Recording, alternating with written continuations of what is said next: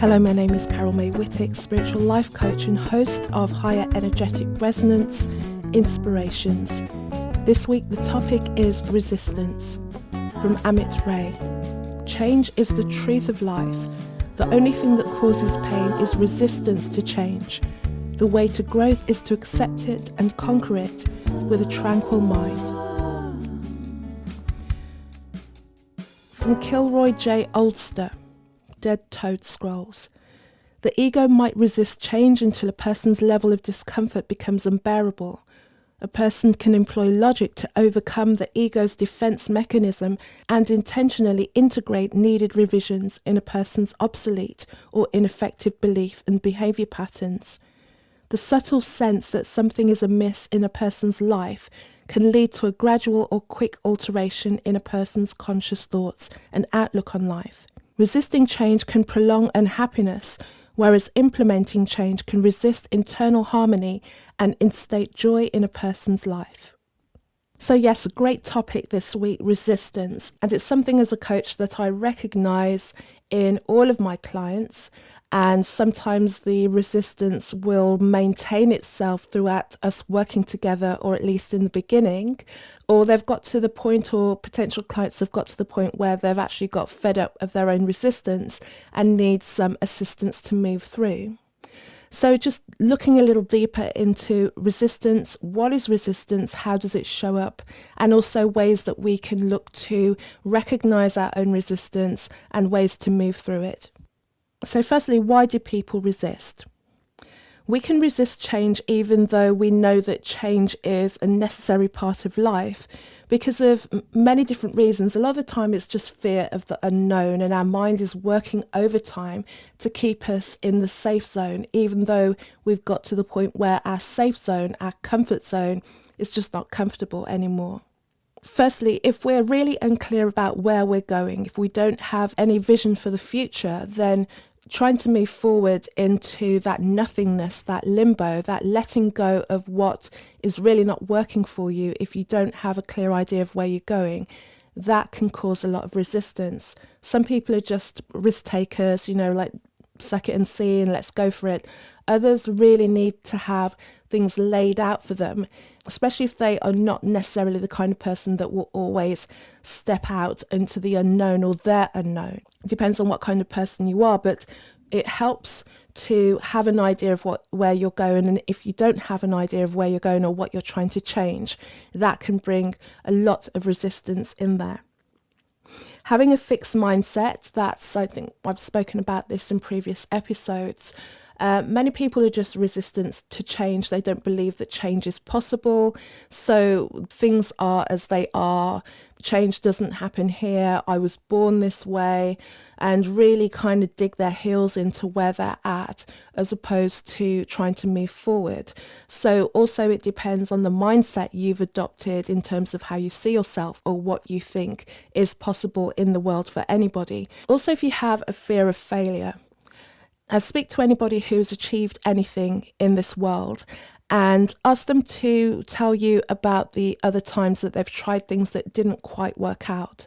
They'll probably have a higher pile and a higher number of quote-unquote failures than they will do of their big successes. But failure has been given such a bad rap that people are too scared to actually make any moves because they're just thinking of all the things that can go wrong. It depends how you look at those wrong things. All the things that can go wrong are usually showing you all the things that a way doesn't work. And especially if you're moving into a new venture, if you're trying something different, if you're working with different people, then it's a high probability that you're going to quote unquote fail. But it just means that you're eliminating the ways that things don't work for you, and finding out and narrowing the path for yourself, for your own success, and course correcting and getting really narrowed down on the way to your achievements, even if it's something that then needs to be changed again and altered again as you move on, as you progress, which if you're of a growth mindset, you should accept and embrace that approaches are always going to change. If we look at the way that the world is moving now, we have the internet, we have technology, then we have the burgeoning opportunities to incorporate AI into our work. And while the jury is kind of out, many people have embraced that already who probably would not have embraced that before. Even talking about that, initially I was resistant. At the moment, I'm still 50-50 as to how much of its usage I'll incorporate into anything that I do. I do like sitting and thugging things out, especially when I'm writing something. I like having no idea and just allowing the thoughts to come through. Other people who don't believe that they are good writers or are able to come up with concepts, I can see how they can rely on that to do the work for them. So that's me overcoming a little bit of my own resistance. Another reason why people will have resistance to moving forward will be they are fearing loss. And one of the things about making change, embracing something new, is you're going to lose. And not in the same way as your quote unquote failures, but you have to let go of the things that you're holding on to. And sometimes that could even mean certain relationships, acquaintances. You may have to change location, just or your way of thinking that has served you up until a certain point. And then you'll realize that to move forward, that those ideas, those ideologies, that circumstance doesn't work for you anymore. And again, the fear around losing things is coming from a point of being fixed in you knowing everything that you need to know and believing that there's nothing out there more, that there's anything better. So you do hold on and keep yourself stuck in the comfort zone that is not comfortable anymore. Letting go is an act of bravery. It's showing yourself, because it's only ever you, that you have faith in your idea, that you have faith in your vision. So stepping forward and letting go may seem scary, but also you can retool that and turn that around and see that as exhilarating.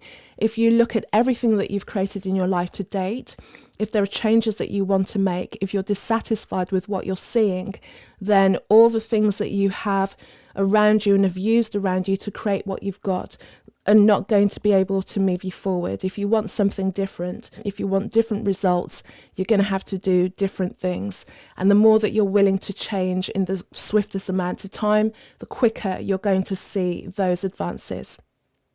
People are resistant to change because they are fearful of ridicule, what other people will say. And it's the age-old one that keeps the majority of us stuck in the pot.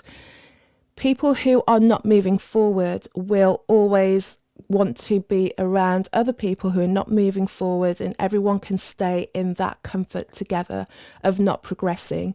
And this is apparent in all different walks of life and all different endeavours. I remember years ago, it's a very long time ago, that I used to work with a woman who at the time I worked with her was significantly overweight. A couple of years after working with her, I saw her in a nightclub. It was back in the days when I used to do things like that. And she was wearing the same dress as me. And she'd lost so much weight that first I didn't even realise it was her. But then, we got talking and I was like, oh my God, what have you done? And, she'd really made a big change in her life. And what she related back to me, even though she was really pleased that she'd made this change, she felt better, she thought she looked better, she had more confidence, was that she lost almost all of her friends and even her relationship because of the change that she'd made.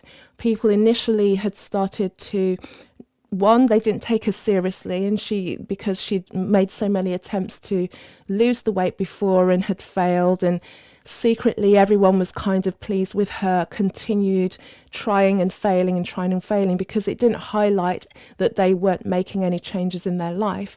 However, on this one occasion, she kept her desire to herself to move forward and just quietly started to do the work on her own. And of course, she was really consistent at this time. And there came a point where it was impossible for her to hide the results that she was getting because she was being consistent with working out and eating well, and the weight was coming off her and she was shaping up beautifully. But it caused a lot of problems in her friends who knew her as the chubby girl that they kind of had as their fat friend, and now that she had made such a big change in her life, then it highlighted to them that they hadn't really made changes in their life. And to be honest, she was the biggest of the group in terms of bodily size, and then had made all these changes and was kind of now the more petite of the group. So that had caused a problem. Her partner thought that she was cheating on her, and then her friends, as well as being jealous of the fact that she'd lost all of this weight, thought that then she was after their husbands. It was a weird change. So one of the reasons that you're resistant to make those changes is because you're aware of the reactions of other people, and you may not feel strong enough to handle them, be able to respond to them, or not being pushed off track because of people's comments. So again, that's about building up yourself. And another point of why people are resistant is because they just don't have any trust in themselves. They don't have trust in themselves that they're going to be able to figure it out as they move forward. They don't trust their intuition. They're overriding that feeling that's telling them that there's something that they need to move forward. They don't have a connection to universe, God, source, creator, anything that they feel that they can commune with in order to keep them strong and on track. So how to best overcome, to recognize and to move through resistance? Learning new skills. So if you're moving into a space, in a place, in a work, in a completely different direction to what it is that you want to do, something that is going to give you more confidence as you move forward is to learn what it's going to take to do that on a practical level. So if you want to start working online, maybe you need to find out how to use social media, use email marketing, use graphic designs. You may even want to be able to create your own website and things like that. So it's all about learning new skills. And the thing is, as you start to take on these skills, these are things that you can actually offer forward to can help you support your own journey moving forward, especially if you're moving out of the world of employment into self-employment and freelance and entrepreneurship. We're lucky that we live in an age where the answers to pretty much all questions are available online. Like I said, you can use AI, or you can go onto YouTube and tap in anything, and there's going to be a plethora of videos of people telling you how to do what it is that you need to do. YouTube tutorials have saved my computer millions of times when the screen won't come up or something's blocked, and there's always someone on there that will give a quick tutorial as to how to go through that. And I've just learnt how to do those things by other people's knowledge, as opposed to smashing the computer, because these things can be frustrating, especially when I'm using technology that I rely on to get my work done. Another way to overcome your resistance is to address your fears and ask yourself, what is the worst case scenario, and really play out to the end. Like, really, what is the worst that can happen if I step into this new thing, if I'm aware of what I'm being resistant about? Really just find out what it is, because a lot of the time it really is not as bad as it appears to be. We always think that it's going to be the death of us, the literal annihilation of who we are as a person. And while it may be true in one aspect, i.e. it will be the annihilation of an old persona, we're moving into something new and exciting and more expanded and more educated, because we're learning new skills, because we're putting ourselves out there in a bigger way. It's being seen as an action taker, being seen as an expert in the field, being inspiring other people to take the step to move into more of who they can be, whether they're doing the same thing as you or whether they're just making a break into a new part of their lives. Another way to weigh up whether you think your resistance is worth it and sitting in that discomfort of resistance is to think about what will happen if you don't take action. If you come to the end of your life and you've not done the thing that you thought you wanted to do, or not even tried to do the thing that you thought you wanted to do, will you be content with that? Will you be able to live with yourself and the regret of never trying because you thought it was too hard, or what people would say, or what you would lose, or what you would fail? Because those things are momentary aspects and instances of pain. Regret is, you can't get out of regret, and especially if you feel you've left things really too late. Although I feel it's rare that you get too late, there will come a time when it is your last day on earth. Will you have been pleased with the efforts that you've made? Is it worth just going through and moving through this resistance that you're feeling and all the reasons that you're telling yourself that things can't happen, in order not to have got to the end of your life and felt that you didn't explore your potential? Another way to move through your resistance is try not to think of the big thing. Even though you're aware of what the big thing is, break it down into manageable steps, things that you can do on a daily basis. Often we look at the big dream and the big goal, and then we compare ourselves to someone who's been on that journey and created those things 5, 10, 15, 20 years, and we haven't even stepped up to the starting block. And then we tell ourselves all these stories about why it's impossible for us, and we resist making a move because we don't want to be seen as a novice. Well, there's a number of things that are in there. One, you've got somebody that shows you that it can be done. Two, a lot of the time when people have made successes, other people are intrigued about how they made it, and they will have written books or been on podcasts or put out their own content, actually showing you the journey of how they've made it. So you can cut out a lot of time by following somebody else's step-by-step breakdown as to what it is it took them to get there. And also, invariably, they will share their failures, they will share their fears, the obstacles, the resistances that they came up against, so that you've almost got a roadmap of what to expect on your journey laid out by someone else who's done it. And then you're able to break down how that works for you on a day-to-day basis. Again, support in your movement forward. Support from books, podcasts, coaches who can guide you, people who've done it before. And also patience and empathy for yourself, knowing that nothing happens overnight. Anyone who pops up overnight has usually got 10 years or 10,000 hours, I think it is, under their belt of practice, of trying to get it right, of maneuvering things, and then it seems that they just come out of nowhere. But these things are built, these skills are honed, and just because it feels like it's going to be 5 years or 10,000 tries before you get there is no reason for you not to start. You're given your ideas and your visions and your pulls for a reason.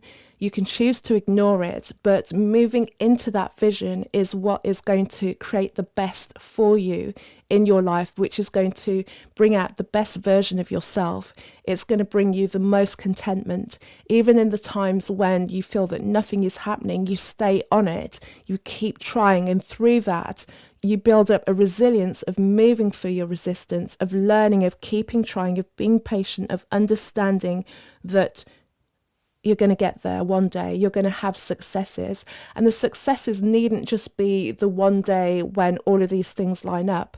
The successes are actually going to be things that happen along the way when you learn that new skill, when you've mastered social media, if that's what you want to use, when you work out how to send emails in an automated form. There's so many different things. I'm talking from the aspect of working online here, but there are so many different parts to put together that, one, if you start to celebrate each little part that you learn along the way, you'll actually feel less resistant by looking at the big picture and feeling like an abject failure because you haven't started. Other things as well that will really help you is creating your own spiritual and mindfulness practice, being present, allowing yourself to sit with your thoughts and really take on board what you're feeling and what's coming up for you, and go into the inquiry about that. You might have someone that you can speak to and share those thoughts with. You might choose to journal and really make a note of what's coming up for you. And also try and see where that's coming from. What is it in relation to? Is it some old story that you keep telling yourself? Are you bucking up against someone who's trying to belittle your movement, someone who's jealous of you, someone who's trying to sabotage you? It's sometimes we don't really know where these things come from, but making a note, journaling of them, pondering them, meditating on them will give you more clarity. And FYI, if you start to keep a journal of these things, you've got your notes, you can write a book. You know, so you can be moving forward in multiple different ways. For when you are a success, then you can tell someone else how to move forward. And you can be an inspiration. There are so many people that are trapped in their own resistance, that have a dream of wanting to do something more, but are not moving forward towards it in any way, shape or form. In the same way that you have people that you're inspired by, whether they work in the same field as you or not, but you are inspired by their passion, the way that they show up in the world, what they've created, what they're doing. You will be that for someone else. There are always people that we're never aware of, that we'll probably never meet, that will probably never say anything to us, that are inspired by the way that we're doing things and what we're trying to create in the world. And even in our efforts are what give them inspiration to move forward. And we can all help each other by helping ourselves, showing up in the world how we want to be, and being of service when asked. From Stephen Pressfield, The War of Art, Winning the Inner Creative Battle. Resistance by definition is self-sabotage. And from Benjamin Franklin, when you're finished changing, you're finished. So thank you for joining me for another episode of Higher Energetic Resonance Inspirations. And it was great to explore resistance with you. And if you are feeling any resistance, if you are desiring to move forward in different aspects of your life, there are ways that you can work with me. First, you can take the free Embody Higher Energetic Resonance journey. The links to joining that are in the show notes. Just click the link and sign up, and it's a week-long journey. I call it 3 steps closer to being the woman of your dreams. This is about you seeing the vision of who it is that you want to be. And I always say, even if you don't have a vision of what it is that you want in a concrete form, you may have a vision, an idea of what you want to feel like. So you can use this journey to also get into the feeling of what it is you want to feel like, the emotions that you want to have. And then by staying in those emotions, feel into what you would be creating that would give you those emotions. There's many ways that you can use this. Also, you can work one-on-one with me with my Higher Energetic Resonance Spiritual Life Coaching. It's a 12-week program. We work one-on-one together. And again, it's me helping you to get to a place of your own transformation, experiencing yourself in that higher energetic resonance, whatever it is that you want to achieve, and also cultivating a new version of yourself, cultivating your own spiritual philosophy, stepping into alignment of your highest version. It's the most exciting thing that I do right now. If you want to find out how that could work for you, again, use the link in the show notes and book a discovery call with me, and you can see if you want to take your journey with me. And if you want to find out more about what's happening in my world, go to my website. It's carolmaywhittick.com, carolmaewhittick.com. On Facebook, Carol May Whittick. On Instagram, Casmic, CAZMICK. So I'm wishing you the best of weeks, and until the next episode, take care.